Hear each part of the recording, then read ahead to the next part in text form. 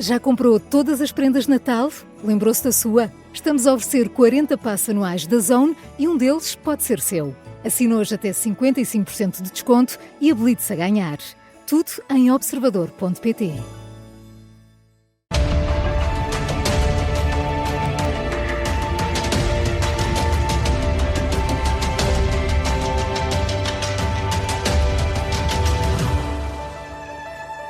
Ora, bem-vindos a mais um Sob Escuta especial Eleições Presidenciais. Hoje temos connosco o candidato que é apoiado pelo Partido Socialista, António José Seguro. Bem-vindo. Começamos por um assunto de atualidade. O Ministério Público decidiu arquivar a averiguação preventiva que tinha como alvo a Spinum Viva, a empresa familiar do Primeiro-Ministro. Para si o assunto está completamente encerrado, não lhe oferece mais dúvidas? Bom dia, muito obrigado pelo convite. É um prazer estar aqui convosco na Rádio Observador e dizer que, em função das informações que estão disponíveis, parece que a Justiça concluiu o seu trabalho. A questão resume-se também, e deve ser colocada, do ponto de vista da transparência pública que todos estes atos devem ter. E aí acho que podíamos ter poupado imenso tempo se logo no início o Primeiro-Ministro tivesse prestado todos os esclarecimentos e todas as informações ao país. Como Presidente teria exigido isso? Teria tido uma conversa com o Primeiro-Ministro, em Belém, a propósito disto. Uma quinta-feira, em privado? Não, nesse caso não esperaria por uma quinta-feira. Chamá-lo-ia a Belém? Claro, porque as questões vamos lá ver. Mas o poder da palavra do Presidente publicamente também não seria importante nesse... Bem, isso dependia da gravidade da situação. Portanto, há uma coisa que nós temos que nos habituar. Uma coisa é o papel da Justiça.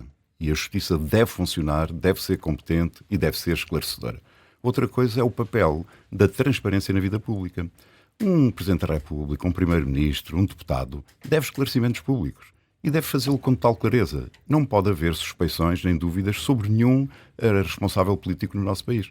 E, portanto, são esses os dois campos que eu distingo. Deixa-me só também pedir aqui a avaliação da atuação da Justiça, nomeadamente do Procurador-Geral da República, que pediu escusa, neste caso, por considerar estar em causa a sua imparcialidade.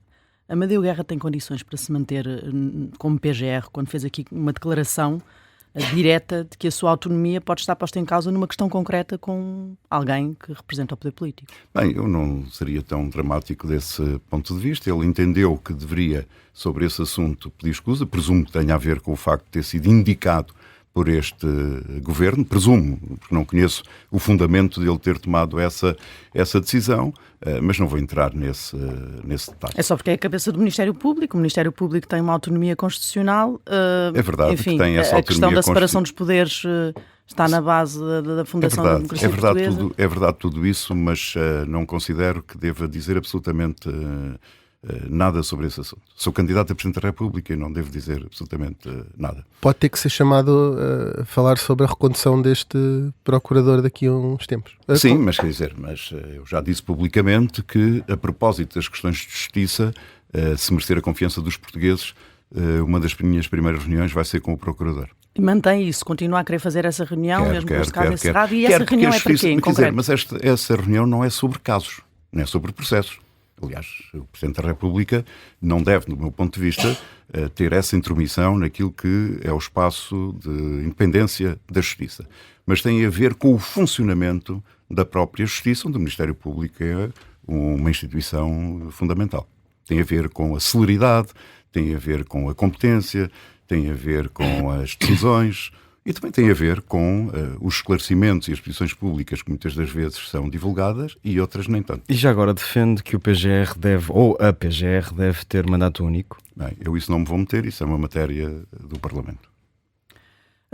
Luís Marques Mendes fez grande parte da sua vida profissional na advocacia e num grande escritório de advogados.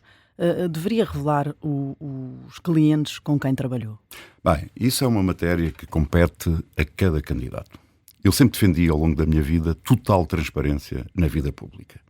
E, portanto, se me pedirem informação sobre a minha vida, sobre a minha atividade profissional, e se eu considerar que ela é indispensável para que faça um escrutínio ético sobre o meu percurso, eu prestarei essas declarações e prestarei essas informações. Tornarei isso público. Mas relativamente aos agentes políticos, o que está a dizer é que isso devia ser uma prioridade. Para mim, isso tem a ver... Vamos lá ver. Eu considero que a ética soma à lei da República.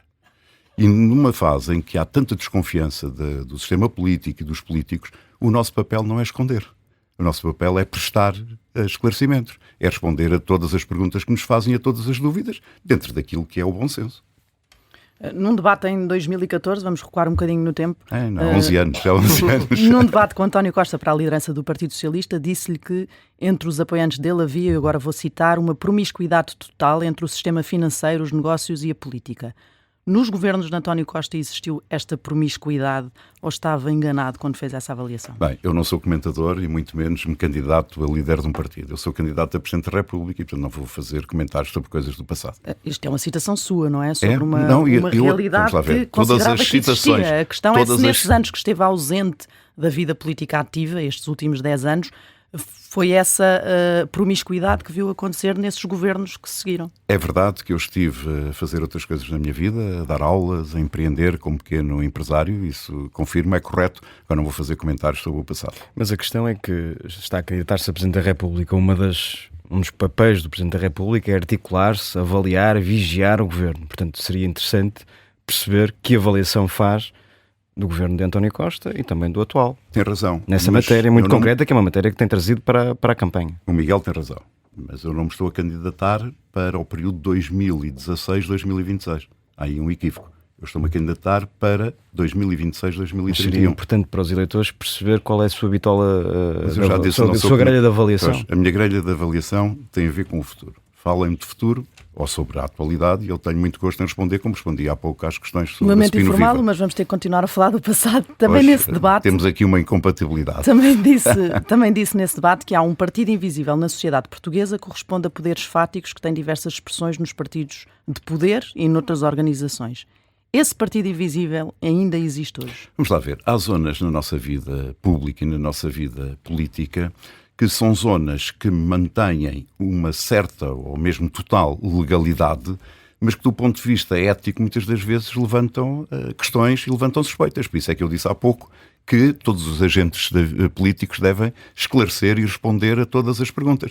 Chama-se aquilo que vulgarmente se fala de portas giratórias, não é muito claro quando há pessoas que às vezes agem do lado do mundo dos negócios ou como representantes, como é que se relacionam com os poderes públicos, como é que se relacionam com os gabinetes ministeriáveis, e aí tem que haver uma clareza total. Eu sempre defendi uma separação entre os negócios e a política. Sempre defendi e mantenho e pratico-a. Para ser absolutamente claro, está a falar de Luís Marques Mendes. Não, estou a falar de uma Luís Marques Mendes deve explicações, é isso? Não, o que me estou a perguntar, o que a Rita me perguntou, tem a ver com a questão do partido invisível. Portanto, aquilo a que nós muitas vezes chamamos na vida pública as portas giratórias, o não ser claro de que lado é que se está. Luís Marques Mendes faz parte desse partido invisível? Deixe-me só dizer-lhe o seguinte, portanto, essa clareza tem que existir e tem que haver coisas muito nítidas, quer dizer, tem que haver uma separação. Se eu estiver, vamos ver, se eu estiver na vida política ou se tiver alguma intervenção na vida política e agir como representante de um homem de negócios ou de um investimento ou de um projeto e for bater à porta de um ministério ou de um gabinete ou de um serviço público fazendo valer uma situação ou uma rede de contactos, do meu ponto de vista, isso pode ser legal, mas não é ético.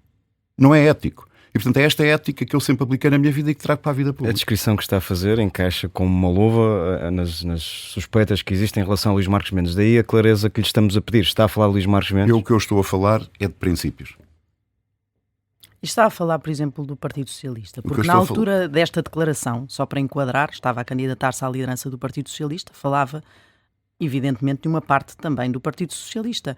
É o partido que hoje o apoia. É esse partido invisível que o está a apoiar. Vamos lá ver. Eu sou candidato para os próximos 5 anos. E, portanto, eu não vim dar aqui uma entrevista sobre o meu passado. Tenho muito gosto daqui a uns anos em que nós viemos aqui reviver memórias, conversar sobre o passado. Mas portanto, isto eu não falo é o passado, sobre o futuro. Isto é sobre um partido invisível que diz que existe e que acabou de dizer agora na resposta à pergunta que continua a existir esse lá essa declaração, foi em que ano, Rita? 2014. Mas há 11 anos. Mas quando eu lhe fiz a pergunta a primeira vez, falou na existência desse partido invisível. A questão é se hoje, na atualidade... rádio, não estou num museu, nem estou aqui numa cultura de memória. Eu quero falar de futuro. Portanto, pode encaixar em Luís Marques Mendes, mas no PS não quer encaixar. Não, vamos ver. É seletivo aí. Vamos ver. Eu percebo as vossas perguntas, mas tenho que perceber que eu sou candidato a Presidente da República. Mas falou aqui na existência ainda hoje licença. desse poder invisível. Dá-me licença que eu possa concluir. E, portanto, eu afirmo princípios. Princípios que sempre afirmei ao longo da minha vida. Há 11 anos, há 20, há 30 e, sobretudo, que sempre pratiquei. Então, mas separação completa entre a política e os negócios. As portas giratórias existem ou não? E uma dimensão ética que todos aqueles que se candidatam, sobretudo a Presidente da República, têm que trazer. Eu trago essa marca. E essa marca não é só discursiva. Trago um trajeto de vida. Sempre apliquei. As portas quer na vida pública, existem ou não? Quer na vida pública, quando exerci cargos na vida pública, quer na minha vida privada. As portas giratórias existem em 2025? As portas giratórias, de certo modo, continuam a existir. São coisas que nunca desapareceram.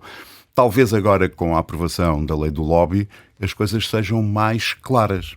E volto a dizer, essas portas são portas que, do meu ponto de vista ético, levantam muitas questões, embora do ponto de vista legal possam proteger quem a pratica. Por falar em poderes invisíveis, o candidato Henrique Gouveia Melo disse que há maçons candidatos às eleições presidenciais. O Dr. António José Seguro é maçom? Não. Mas a pergunta deve ser recolocada a Gouveia Melo. Em democracia, no Estado de Direito, quem acusa tem que dizer. Portanto, aquele almoço em que participou com uma série de audiências maçónicas era só um almoço, não tinha qualquer... Uma pergunta, não é uma insinuação. Almoço, participou num almoço com audiências maçónicas? Eu? Sim, pode provar em Cascais. Pelo menos foi notícia na altura. Não, foi noticiado na altura. Está mal informado. Pela agência Lusa. Está mal informado e não me parece de um jornalista competente. Foi a agência Lusa que deu esta notícia. Então, mas é só para dizer que não participei em nenhum almoço. Pronto, foi a segunda agência Lusa, Está mais bem, uma vez. Foi no dia 14 melhor de porque dezembro. não participei em nenhum almoço. Mas estou a citar uma notícia da agência Lusa, 14 de dezembro. E eu estou-lhe a dizer que tem que se preparar melhor porque não participei em nenhum almoço. Portanto, foi uma notícia falsa. É um problema para si a questão da maçonaria? Não, não é problema absolutamente nenhum. Nunca eu não sou maçom. Em nenhum evento. Se participei aqui em eventos reuniões, da maçonaria, conversas que possam existir, eu não pergunto às pessoas se são da maçonaria, se não são. Não, mas organizados pelas próprias obediências, nunca participei em nenhum evento do Grande-Oriente Lusitano. Ter participado em reuniões de colóquios que possam existir.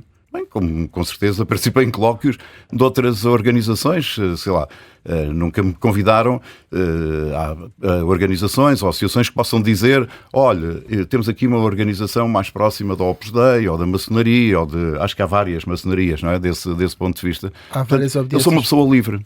A ver. Participou como profano, não como maçom, é isso que está a dizer? Não, eu não sou maçom. Nem nunca foi? Não. Nunca foi iniciado, é isso que... É isso, exatamente. Nunca fui iniciado, nunca sou maçom. Não, só porque não sou absolutamente nada. Responder sobre o momento atual. Mas quer dizer, o que eu acho claro. é que a inversão do ónus da prova é uma coisa que o Estado de Direito não aceita, não é? Portanto, no Estado de Direito Democrático, o candidato Gouveia Melo fez uma acusação. Devia ter a coragem de provar. Deixe-me só... Acha que se dirigia a si? Isso não sei. É só para que fique claro, não porque sei. não haja aqui nenhuma... A pergunta foi a vossa. Até fica muito claro. Não sou. Para que não haja dúvidas e não fiquem suspeições no ar, isto era uma notícia da agência Lusa, não sou, nem nunca fui, que cita Joaquim Arenga, médico e gestor, que organizava o dito almoço. O almoço era em Cascais, 14 de dezembro, portanto é um take da agência Lusa. Mas avancemos.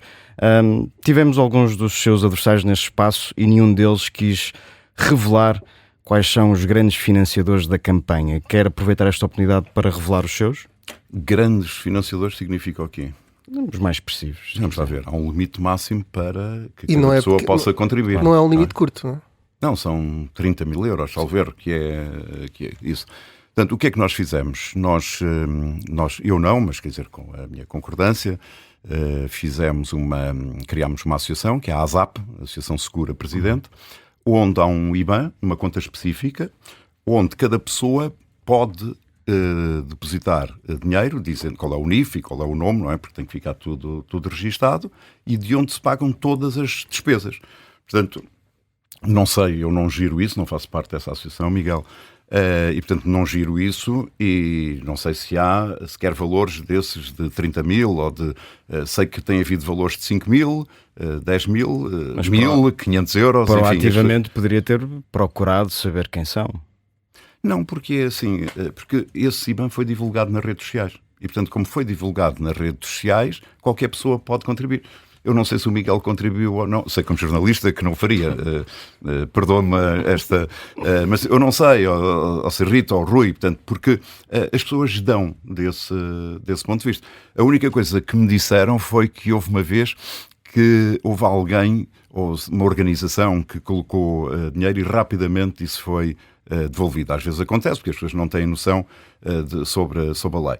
Agora não sei. Mas, por exemplo, Henrique Gouveia Melo, no caso de Mário Ferreira, disse que iria apoiar até ao limite de 30 mil. Não tem nenhum apoio desse género, de alguém que tenha comunicado assim, olha, vou apoiá-lo num limite máximo. Um empresário conhecido que fosse relevante, que as pessoas soubessem. Não. Eu devo ter muitos contributos mais pequenos. Devo, não faço ideia. Mas prestaremos todos esses esclarecimentos e essas contas à entidade de contas, como é óbvio, não é? Muito bem. Numa entrevista recente afirmou, a propósito da escolha dos membros do governo, que há, e cito, uma dimensão ética que de alguma forma tem estado afastada da vida pública. Luís Montenegro não se tem preocupado com essa dimensão ética quando, por exemplo, escolhe ministros e secretários de Estado?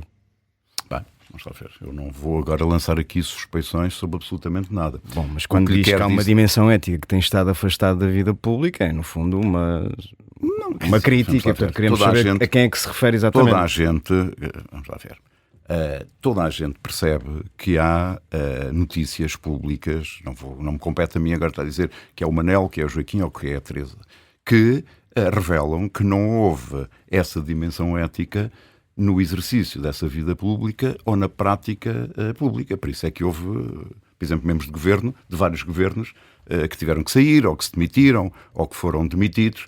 E, portanto, eu julgo que os nossos ouvintes entendem muito bem quando eu digo que é necessário reforçar essa dimensão ética e digo, como Presidente da República, que naquele período entre a indigitação e a nomeação de um Primeiro-Ministro é muito importante eu saber quais são os membros do governo que o Primeiro-Ministro está a pensar, propor, e que esse critério da dimensão ética seja avaliado. Precisamente, também prometeu ser um presidente vigilante, a começar logo pela formação da equipa executiva, e disse, cito, que os problemas dessas equipas devem ser resolvidos antes, como aliás acabou de o dizer. Como é que o faria?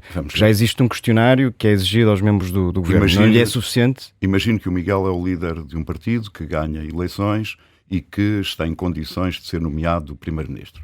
Eu, como Presidente da República, enfim, nas nossas reuniões, chamarei e digo, olha, eu estou a pensar nomeá-lo e, portanto, gostava que me pudesse dar indicação de quem são as pessoas que está a pensar, quem é que são os seus ministros, e termos uma conversa, digamos, construtiva, no sentido de que não haja depois surpresas negativas, já depois dos membros do governo estar mencionados. 36 perguntas não lhe parece suficiente? Vamos ver, esse é um questionário que o governo faz, mas o Presidente, antes de dar posse, e essa é uma responsabilidade do Presidente da República, deve, enfim, não é escrutinar, esse papel pertence ao Parlamento, mas deve assegurar-se de que não há nenhuma dúvida sobre alguma situação. Imagino que há uma pessoa que há 2 ou 3 anos foi levantada uma dúvida sobre um determinado procedimento. Se for essa uma das propostas, o meu papel não é dizer, bem, foi o Primeiro-Ministro que propõe, agora o problema é dele. Não, é um problema da República. E desse ponto de vista, é meu dever, como Presidente da República, dizer, Sr. Primeiro-Ministro, tenho a certeza que sobre esta questão e sobre esta pessoa em concreta está tudo bem, não há problema absolutamente nenhum. Portanto, é nesse sentido construtivo, porque há uma dimensão ética que nós temos que reforçar na vida pública, não sei se concordam comigo, também não tenho que concordar, mas que ela baixou em termos de fasquia, em termos de exigência. E nós temos que a voltar a levantar. É esse o sentido da minha declaração. E, portanto, exigiria que, na verdade, que o ONU ficasse no Primeiro-Ministro, mesmo que não necessariamente vetasse... Não, eu não quero é que o ONU fique na República. Isto é, nós temos tantas coisas para mudar no nosso país. Uma delas é que quem se disponibiliza para servir o nosso país ao mais alto nível, neste caso como Ministro da República, tem que ter uma dimensão ética para depois poder exercer as suas funções sem percalços. Porque quando há percalços desse ponto de vista, Rui, o que é que acontece? Acontece que as pessoas criam mais desilusão, mais desafetação. Hoje as pessoas já têm a política, muitas das vezes, num nível de consideração muito baixo. Já acreditam um pouco Quando há um caso de alguém que teve uma atitude menos ética ou até ilegal e que está no governo, isso naturalmente ajuda a reforçar a desconfiança e a afastar as pessoas da vida política. Eu quero o contrário, eu vim para unir. Não, nós não temos exemplos e já, se for eleito presidente já vai levar com o elenco governativo que está e naturalmente não vai executar nenhuma função específica, pode sempre chamá-las, mas houve 3 secretários de Estado, por exemplo, que tomaram posse e estavam a braços com processos judiciais relacionados com corrupção. Nesse caso seriam casos que iria sinalizar isto do atual governo. Se fosse presidente no momento, e se voltar a acontecer, se o governo voltar de novo a ter esse tipo de pessoas que estão lá, seria um dos casos em que exigiria garantias adicionais ao primeiro-ministro para perceber os casos em concreto e até no limite se estaria disponível a vetar esses nomes. Vamos lá ver. Do ponto de vista daquilo que está, isto é, do governo que está empossado, não vou agora começar a levantar problemas sobre este ou sobre aquele. Do ponto de vista de... Pode falar do ponto de vista teórico, é 3 secretários de Estado que têm abraços com a Justiça, era suficiente, por exemplo, para vetar o nome? Não, quer dizer, isso depende do que é que estiver em cima da mesa. Volto a dizer, há a dimensão da Justiça e a dimensão pública e da transparência e da ética com que um servidor público, neste caso ao mais alto nível, deve ter. E, portanto, se houver alguma dúvida, falarei com o Primeiro-Ministro. Mas o meu papel é de ajudar, não é de criar conflitos. E, portanto, sempre que surgirem dúvidas dessa natureza, o primeiro a ser confrontado com elas será o Primeiro-Ministro. Mas veto... põe essa possibilidade de vetar o nome. Estamos a falar de pessoas que já são membros do governo. Não, mas a possibilidade do veto... Ou de pessoas que vão ser nomeadas. No momento da nomeação, que é quando tem... No momento da nomeação, falarei está disponível para vetar nomes. Estou claro para dizer ao Primeiro-Ministro, desculpe, mas eu não considero que essa pessoa esteja em condições. É porque alguns candidatos têm alguns pruridos em dizer que vão vetar de forma clara. Não, neste caso não seria vetar, mas seria não dar posse. Ok. O veto aqui era no sentido figurado, não do veto presidencial. Eu é que preciso ter este rigor. Não era o formalismo, exatamente. Deus, no debate que teve não interprete isso de outra maneira. No debate que teve com António Costa em 2014, não estou a ir ao passado, atenção, às vezes é preciso, há um presente contínuo. Em 2014 o seu adversário sugeriu que o António José Seguro nunca tinha feito nada pelo combate à corrupção. Foi uma acusação que lhe fez. 8 anos depois, nesse governo, se quiser meter o anterior também esteja à vontade, foi feito o suficiente, foram eficazes os últimos governos de combate à corrupção. E obviamente que os 8 anos aí, estamos a falar deles também, os 8 anos e meio de governo do Partido Socialista. Vamos ver. Eu não vou responder diretamente à sua pergunta, mas vou responder à pergunta de uma outra forma. Os dados que surgiram sobre o índice de corrupção no nosso país faz com que o país tenha descido posições desse ponto de vista. Salvo erro, entre 2023 e 2024. Não tenho certeza se foi 2022, 2023, foi 2023, 2024.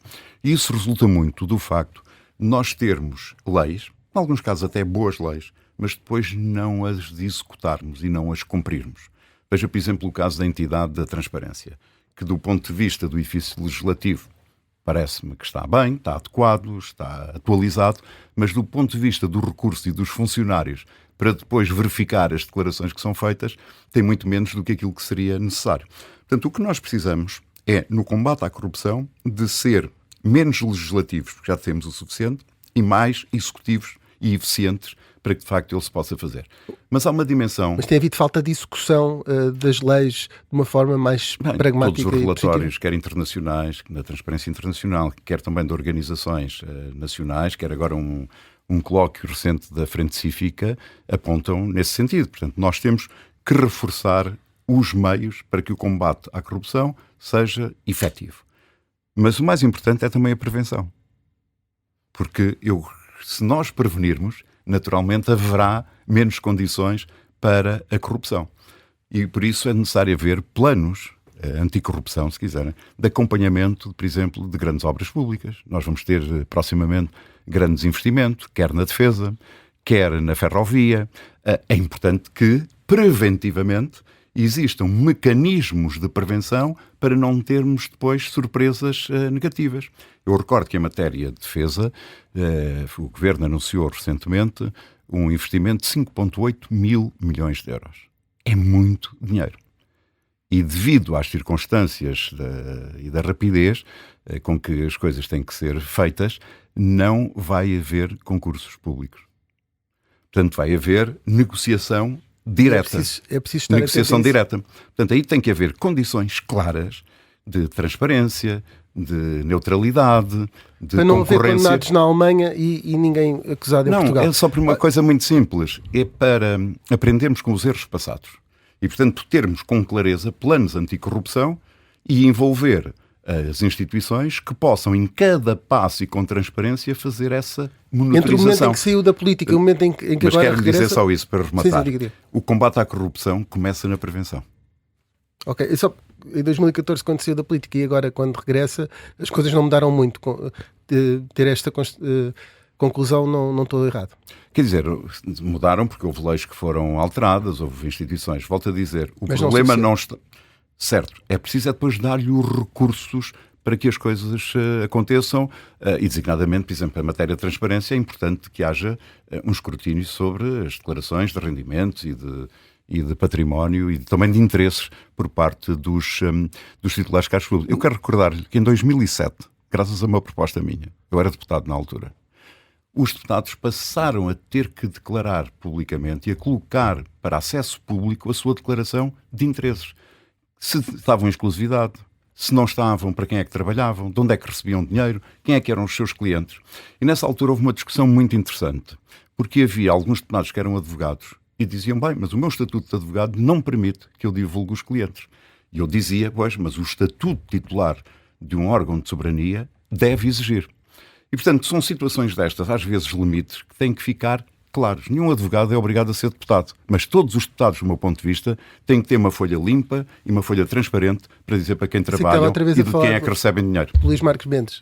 Não estou a falar... Desculpe. Se for Presidente da República, há de ser um titular de cargos políticos. Eu estou a falar de princípios. Pronto, mas pensei que é um aplicava princípio também a aplicar ao Presidente da República também, claro. Aliás, Rita, os candidatos a Presidente da República têm que apresentar a declaração de interesses, de rendimento e de património. Ou seja, antes de eu formalizar a candidatura no Tribunal Constitucional, tive que fazer isso no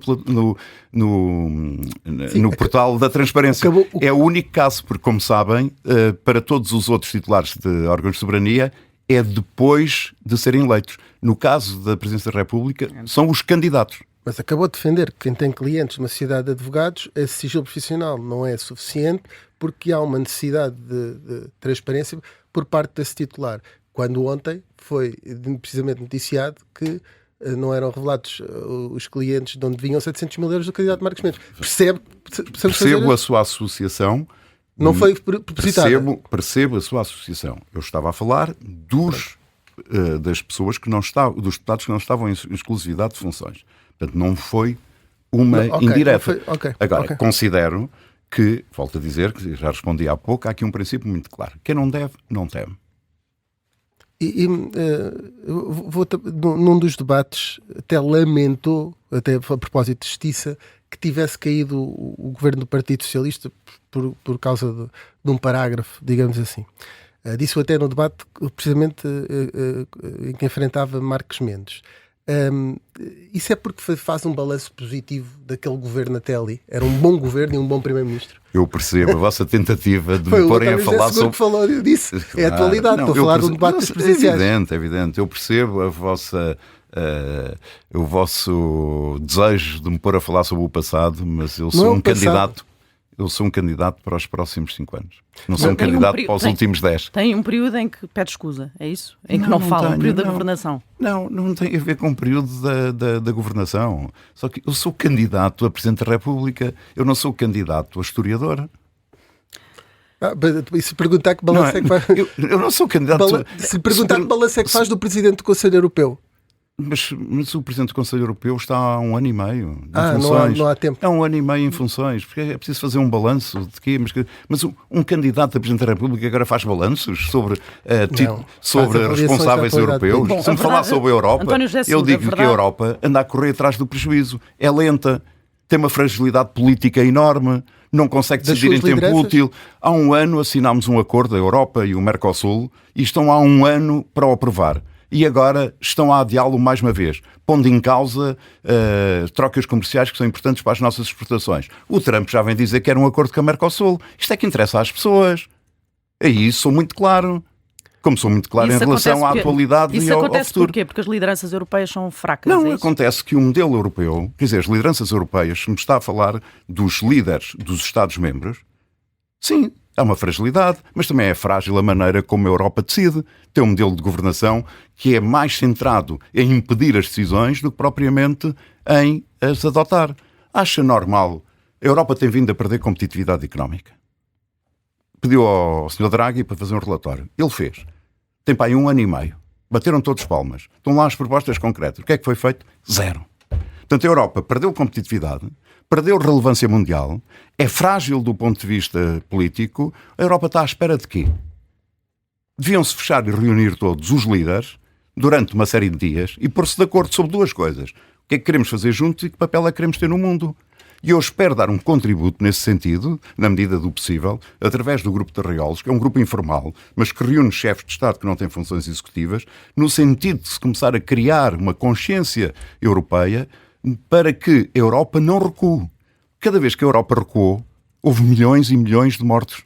Isso aconteceu na Primeira e na Segunda Guerra Mundial. Os nacionalismos não são respostas. Esse papel não são dos presidentes do Poder Executivo, é o papel do Presidente do Conselho Europeu promover entre os líderes dos vários governos europeus uma resposta europeia mais O Presidente do Conselho Europeu não é propriamente o líder no sentido da Europa. Nem sequer tem funções executivas. Não, mas tem essa função, que é juntar os líderes dos vários governos. E na medida do possível, eu julgo que ele tem estado a fazer isso. Ok. Deixa-me voltar... Agora, ele tem que coordenar mais do que propriamente liderar, porque basta o Sr. Meloni dizer: eu não quero assinar o acordo com o Mercosul. E o que é que vai fazer o Presidente do Conselho Europeu? Bater-lhe? Há pouco estava aqui a dizer que não é historiador e, portanto, para não falar novamente naquele período de governação muito concreto do Partido Socialista, a verdade é que fez uma avaliação há 2 anos, aliás, quando foi o caso da Operação Influencer que surgiu e o famoso parágrafo, e foi uma das suas raras, nessa altura, aparições públicas, veio dizer: estou fora da vida política e da vida pública, mas quando olho para o país fico perplexo com o que vejo, acho que os portugueses merecem melhor. E eu gostava de perceber o que é que o deixou perplexo. Não, isso teve a ver com uma outra situação, que não foi essa, foi uma situação que envolvia o Ministro das Infraestruturas na altura. Não, esta é de novembro. Esta é de novembro e é especificamente sobre esse caso. É verdade que usou também este termo sobre outra situação mais atrás. Sim, porque... A minha questão é, neste caso concreto, o que é que o deixou perplexo? Não, vamos ver. Eu disse, antes disso, que estava perplexo com aquilo que via. Recordo-me, foi num debate a propósito da Europa, fizeram-me perguntas e eu respondi isso. Mas perplexo porquê, Rita? Porque esta é uma das razões porque me dispus a ser candidato a Presidente da República. Porque sinto o Estado a abrir muitas fendas. Quer dizer, o Estado tem vindo a recuar, quer na prestação de serviço às nossas empresas. Tornou-se um burocrata, muitas das vezes limitativo da atividade empresarial. Os serviços de saúde, os serviços, por exemplo, que são essenciais, não respondem a tempo e horas às pessoas. Há pessoas que querem ter uma consulta, esperam semanas ou meses. Há pessoas que querem ter uma intervenção cirúrgica, meses ou anos. O calvário das urgências. Uma grávida que, quando chega ao momento do parto, que devia ter tranquilidade, vive momentos de ansiedade. Sinto uma sociedade a deslaçar. A deslaçar mesmo. Há muita fragmentação, há muita divisão e sinto uma democracia com uma espessura muito, muito, muito fina. Ou seja, vejo uma cultura política baseada em trincheiras quando o diálogo é essencial para se construírem consensos. E depois, como nós temos um sistema partidário neste momento com 3 grandes partidos, isso torna mais difícil a cooperação e o entendimento. Consensos. Ora, se reparar, nós tivemos um período de ouro até 2019 no que diz respeito aos ciclos legislativos, que era de 4 em 4 anos. A partir de 2019 até hoje, nós temos ciclos curtos de ano e meio e de ano e meio. Ora, isso é impossível para um país que tem que responder a tantos problemas. A questão da estabilidade teve a ver com esta situação. Conduz a governos a prazo e governos a prazo. Um país a prazo. Certo, e precisamente por causa disso, até agora recentemente no debate com Luís Marques Mendes, criticou muito a então Procuradora-Geral da República e disse que o país perdeu um governo nessa altura. O país foi a votos, o país tinha uma situação de estabilidade política e passou a ter uma situação de instabilidade política. Nessa altura devia ter sido dissolvido, não teria dissolvido a Assembleia da República? Não, o que me referi a isso foi o seguinte. Perguntaram-me, isso salvo erro teve a ver com escutas que foram do conhecimento público. E eu disse, bem, que o Ministério Público tinha que ser competente, tinha que impedir que situações destas vazassem para o público e que não compreendia o tempo que estava a ser levado para concluir uma investigação. E disse que essa investigação decorre de uma situação que originou a dissolução do Parlamento. E, portanto, tem uma especial importância, é isso? Mas não teria dissolvido a Assembleia da República, tinha sido mais importante preservar a estabilidade política. Vamos por partes. A Procuradoria-Geral da República faz um comunicado e diz o Primeiro-Ministro está sob investigação. Em sequência, o Primeiro-Ministro, na altura, diz eu não tenho condições para continuar. O Presidente dissolve. E passaram 2 anos sob esta situação. E não se conhece nada do resultado disto. Não há conclusões. Quer dizer, o Ministério Público pode dizer, olha, a situação é demasiado complexa, estamos ainda a analisar, estamos a ver. E depois saem notícias de escutas, que é uma coisa que não devia ser permitido, não é permitido pelos jornalistas. Os jornalistas fazem o seu trabalho. É pelo Ministério Público e no Ministério Público não vem dizer nada. Portanto, eu verdadeiramente acho, e foi esse o sentido da minha crítica. Quanto à outra questão que levanta, se no caso da demissão de um Primeiro-Ministro isso deve conduzir necessariamente à dissolução do Parlamento. E a minha resposta é muito simples. Não deve conduzir automaticamente a essa situação. E eu falo para o futuro. Qual é o papel do Presidente da República? É garantir o regular funcionamento das instituições. E ter sempre como prioridade a defesa do interesse nacional. Portanto, se no futuro houver um Primeiro-Ministro que se demita, eu olharei para a situação, olharei para o contexto, olharei para as soluções e agirei em função destas duas prioridades. A verdade é que já temos aqui casos práticos sobre o que pensar e nessa altura muito específica sobre o passado. Teria dado posse a Mário Centeno, por exemplo, e preservava a maioria. Vamos lá ver. Eu não lhe falo sobre o passado, falei-lhe sobre um princípio de enunciação e disse-lhe com muita clareza o que quer dizer automaticamente, não é? Mas Rita, aquilo que é importante para o futuro é a minha regra. A demissão de um Primeiro-Ministro não conduz automaticamente à dissolução do Parlamento. Agora, eu não me vou autolimitar nas minhas opções. Se eu lhe responder o que é que faria... Mas também não tem assim tantas, não é automaticamente, o que teria de fazer era procurar soluções dentro do quadro que existe. Tenho várias soluções, pode haver uma solução, imagino que há uma maioria parlamentar. Eu posso perguntar, têm soluções, não têm soluções, que soluções é que têm? É um novo líder, não é um novo líder? Durão Barroso, quando foi para Presidente da Comissão Europeia, apresentaram um novo líder que foi eleito, o Presidente do PSD, o Dr. Pedro Santana Lopes, e o Dr. Jorge Sampaio entendeu que era assim que devia proceder. Situação Portanto, essa que o líder do PS na altura contestou. Sim, e eu também. Que era líder parlamentar também. Com total clareza. Não, eu não era líder parlamentar, mas também... Na altura de Ferro Rodrigues? Não, nessa altura não era. Deixa-me ver... Bem, não interessa. Fui líder do grupo parlamentar, mas não me recordo se nessa circunstância em concreto fui ou não. Mas era ou não. Mas quis com clareza e com total transparência dizer aqui qual foi a minha posição nessa altura.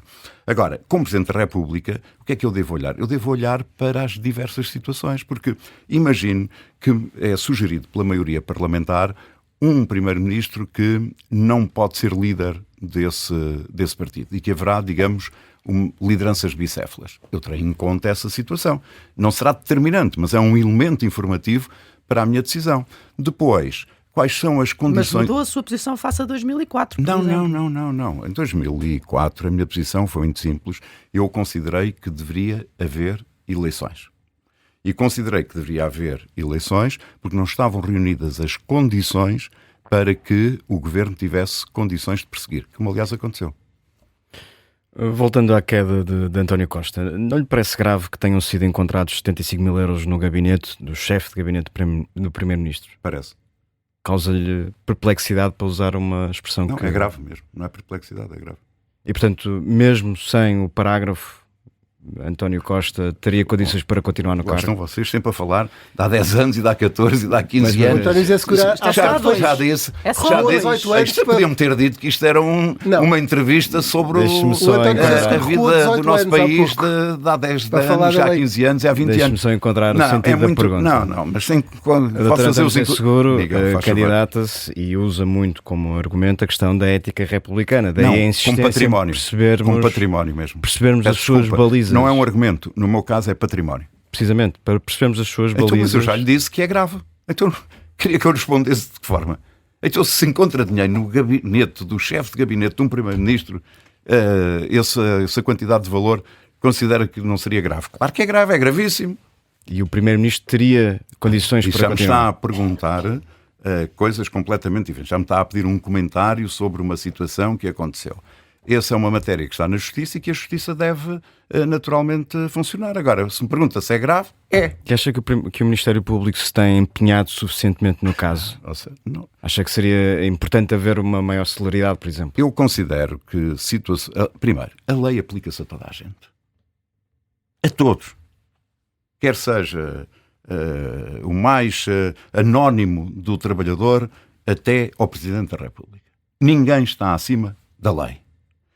Mas a exigência ética que eu preconizo também se deve aplicar a toda a gente, em particular aos responsáveis políticos do nosso país. E a justiça tem que ser mais célere, sobretudo em situações que têm um impacto público muito grande, como foi esta, e também teve um impacto político no país. Se for Presidente, admite que o Ministério Público possa ser liderado por alguém que... Melhor, deixa-me corrigir a pergunta. Se for Presidente da República, admite que o Procurador-Geral da República possa ser alguém de fora do Ministério Público? Bem, é uma questão que não se põe neste momento e, portanto, não me vou pronunciar fazendo especulação. Agora apelava que fosse um bocadinho mais rápido, faltam 6 minutos, queríamos ainda ir a alguns temas. Vamos falar sobre o futuro? Não, mas não. Agora só uma pequena pergunta, mas pode dar uma resposta rápida, que é: José Sócrates disse que não o apoia nem nunca o apoiou. Para si é bom não ter esse apoio? Não, para mim é uma coisa normal. Mas, eu acho que as pessoas ficaram surpreendidas se fosse ao contrário. Pedro Nuno Santos, isto passando agora um bocadinho para a imigração, escreveu num artigo no Público sobre os 10 anos da geringonça e reconheceu que nas políticas migratórias o PS não esteve bem porque o país não estava preparado, nem se preparou para receber mais de 1 milhão de pessoas em cerca de meia dúzia de anos. Concorda? O governo de António Costa cometeu um erro? Desculpa lá. Outra vez o passado. Agora põe-me a comentar artigos de ex-líderes do PS. Não, este artigo tem poucos meses. Vamos lá já era candidato. Quer a minha posição sobre a imigração? Eu dou-lhe. A imigração... Deixe-me facilitar as coisas. Considera que deve ou não ser mais difícil conseguir a nacionalidade portuguesa? Está-me a falar de imigração ou está-me a falar de nacionalidade? Agora avançámos para a nacionalidade. Não me quis responder à primeira? Não. O senhor é que me impediu de eu continuar. Eu quero continuar. Sobre a imigração é muito simples. Nós precisamos, no atual estado de coisas do nosso país, da nossa economia, precisamos de imigrantes. Mas temos que controlar a entrada desses imigrantes. Temos que organizar. Segundo, temos que fazer um bom acolhimento e temos que fazer uma boa integração. Isso é essencial do meu ponto de vista. E, portanto, esse é o meu posicionamento sobre estas questões. É muito difícil falar sobre o futuro se não houver um diagnóstico. Portanto, muito concretamente, o governo de António Costa cometeu ou não um erro na política de imigração? Mas os senhores não querem um diagnóstico. O que os senhores querem é pôr-me em discussão com é uma os governos anteriores, que é mais do que aliás atual, se vê no Parlamento diariamente, praticamente. O que os senhores querem é isso, e eu não vos faço a vontade, lamento muito. Quando era líder do Partido Socialista, agora para falarmos de uma questão muito atual, que é a revisão laboral, absteve-se nessa altura, a indicação de voto para a bancada foi a abstenção na revisão laboral, que permitiu cortes de feriados, reduziu indenizações de despedimentos. Isso não é verdade. Essa matéria votámos contra. Como pode ver na declaração de voto. Agora defende abertamente que a atual proposta da reforma laboral tem de ser retirada e sugere até que a vetaria nos moldes em que está hoje, portanto, antes de uma nova negociação. Esta reforma é pior do que a de 2012? Em primeiro lugar, vetaria e, pelos vistos, já não votaria porque o Governo recuou. Ou seja, o Governo veio dizer ao GT que afinal estava tudo em aberto, podem apresentar as propostas todas. Quer dizer, perdeu-se 5 meses. 5 meses, e houve uma greve geral, quando esta humildade democrática e esta disponibilidade podia ter existido. Isso, para mim, é uma situação muito importante. As pessoas têm que dialogar. Nós vivemos numa democracia. Segundo, se esta era uma reforma urgente, porque é que o Governo, através dos partidos que o compõem, não apresentou na proposta eleitoral antes das eleições legislativas? Dizer, nós consideramos que deve haver uma revisão laboral. Portanto, feriu um princípio democrático. Segundo, a concertação social falhou. Então o Governo quer unilateralmente fazer estas mudanças todas. Terceiro, que para mim ainda é o mais relevante no estado de urgência em que o país está. Nós temos uma economia pouco competitiva. Há alguma alteração que esteja associada a esse objetivo? Nós temos uma desigualdade salarial gritante e indigna entre homens e mulheres. Está lá alguma proposta? Portanto, agora não faz sentido, mas aquela de 2012 desculpa, fazia isto na é que altura. interessa às pessoas, eu peço imensa desculpa. Dou-lhe outra situação. O Só para país percebermos, o país os tem uma moldes desta baixa revisão taxa. laboral não fazem o país, sentido hoje. Não. O país tem uma baixa taxa de natalidade.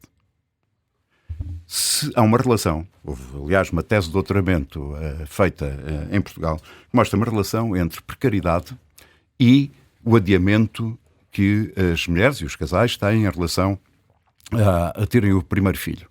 Então nós precisamos ter mais bebés e vamos introduzir mais precariedade e mais contratos a prazo. Portanto, o que é que eu faria? E aconselho o Governo a fazer. E se fosse Presidente da República, teria tido essa conversa e essa reunião com o Primeiro-Ministro. Vão à concertação social. Definam os objetivos. Estes 3 que eu referi e mais um outro. Como é que se fixam os jovens cá dentro? Como é que se fixa talento no nosso país? Estamos a ensinar e a formar os nossos jovens e eles vão servir outras economias. E a partir daí, empresários e trabalhadores apresentam propostas. E mais, porque é que o Governo tem que estar sempre a liderar este processo de negociações? Porque é que o Governo não deixa os empresários e os representantes dos trabalhadores dialogarem? E serem eles a chegarem a um entendimento e uma convergência, como acontece em outros países. Nós estamos a ter uma discussão como se fosse do século passado. Nós temos que ter uma discussão de futuro. Qual é o impacto da inteligência artificial e da robótica nas novas relações sociais e económicas? Vê alguma discussão sobre isto? Isto parece um país que de um momento para o outro, e inclusivamente em termos de prioridades. A prioridade neste momento para mim é melhorar o acesso à saúde a tempo e horas dos portugueses. Então, isso não existe. Essa é que é a prioridade. Vê alguma grande proposta do Governo sobre isso? Portanto, eu acho que há aqui necessidade de voltarmos a sintonizar as propostas políticas com aquilo que o país necessita. Ainda há outra questão. Deixe-me só interrompê-lo, estamos a Nós chegar precisamos ao fim de paz da social. nossa entrevista. Nós precisamos de paz social. E neste momento tivemos instabilidade e temos instabilidade social. Porquê? A quem é que isto serviu? Muito bem. Tem sido um tema recorrente nesta campanha presidencial e faço-lhe a pergunta de forma muito clara e direta. Gostava de ter o apoio de Pedro Passos Coelho?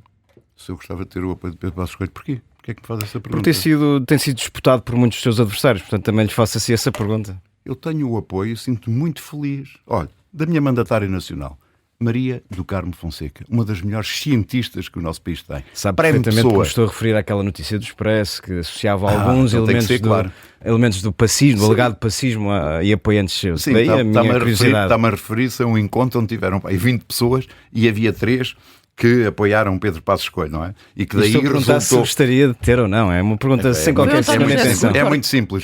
Quando as pessoas me apoiam, eu não lhes pergunto se eles são do partido A, do partido B, do partido C. Felizmente tenho todos. Mas não lhe pergunto se são do Benfica, do Sporting ou se têm um cartão dos hipermercados. Pergunto-lhe estão de acordo com um presidente com as minhas características de integridade, de seriedade, de agregador, que vem do centro-esquerda, que sabe dialogar com todo o espaço político e que vem para unir? Estou. Mas procurou esses apoios, organizou esse jantar? Não. António José Seguro, estamos mesmo foi alguém por si. A chegar ao fim, uma última pergunta. Por mim, continuo. Não, sim, mas temos compromissos comerciais e temos um noticiário. Mas há muitos anos, quando era líder da Juventude Socialista, isto é mesmo a última questão. Essa é mesmo do milénio passado. Vai gostar. Também trouxe aqui uma proposta que fez há 18 anos. Portanto, também temos coerência, aqui. É coerência. Há muitos anos, quando era líder da Juventude Socialista, disse a um jornal que o charro é um prazer. Ainda é, não? Não, olha. Aliás, gravei já com o Geirinhas e, portanto, vamos falar sobre isso. Não, isso tem a ver com o facto de... eu fumei uma vez um charro para experimentar. Ok. Portanto, para ser mais rápido. E não fiquei fã. Inalou. Não fiquei fã. Não fiquei afinal fã. não tinha sido um Confesso que é muitas vezes um copo de vinho ou dois, sobretudo quando é do meu, desculpem, mas não vou dizer qual é a marca, é muito melhor. Creio que até tem uma loja aqui próxima do Observador, mas não vamos fazer. Já teve, mas não vamos fazer agora publicidade. só tenho em pena uma cor. Muito obrigado, António José Seguro. Vamos continuar com as entrevistas das presidenciais. Ainda faltam 2 Deixe-me dos 8 só principais agradecer, que foi um gosto estar obrigado. aqui e desejar-vos um Feliz Natal e aos nossos ouvintes. Muito obrigado.